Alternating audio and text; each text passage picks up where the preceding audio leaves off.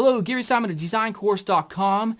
Today we're not going to do any design work. I'm just going to talk about something that's very important.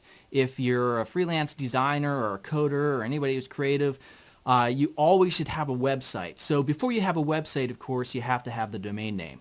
So most people, or most beginners rather, their method of choosing a domain name might be just to go to a site like GoDaddy.com, try to do the search there and find something ultimately that is available, and that's it. Well, that's the wrong approach. There's a lot of different ways, methods, techniques that you can use to try to find a good domain name. So that's what I'm going to do in this video a little bit, is just talk about just a few ways and strategies that you can use to try to find a domain name.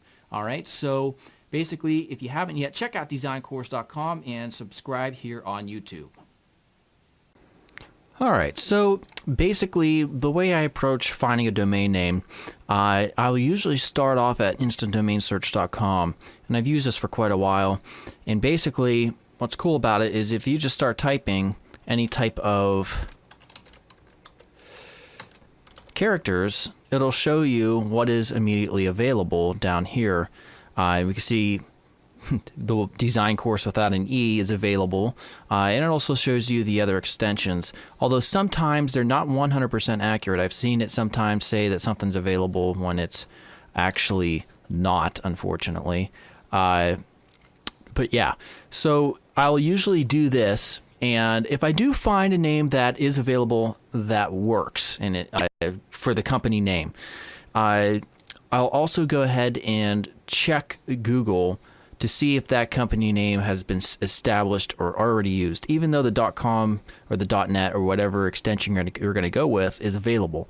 Kind of a funny story. One of the last Mega tutorial I did, I found a domain that was available, freely available, and I did a search for that domain in Google, and that name was barterful.com. So I just typed in Barterful,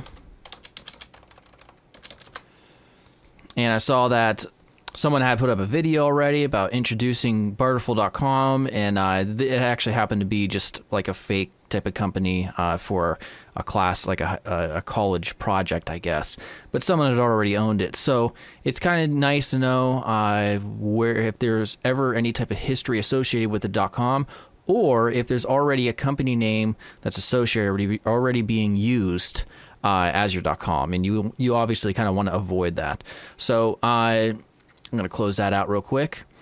So basically, when it comes to choosing a domain extension, .com is most preferable. Now, of course, there are very successful .nets, even .cos and .orgs. You don't always have to, but most people, the average person, when they think of a domain, they think of the .com first. So there's definitely higher value in that.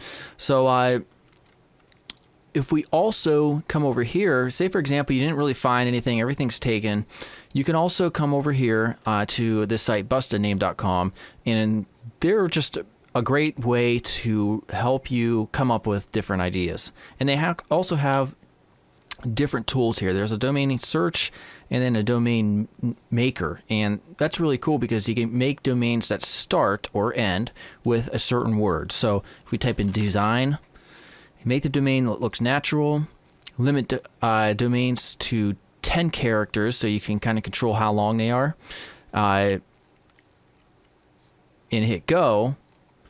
It immediately comes up with a really fast group of results in which these are all free. And so this is a hugely help. This is actually what I used to make barterful.com.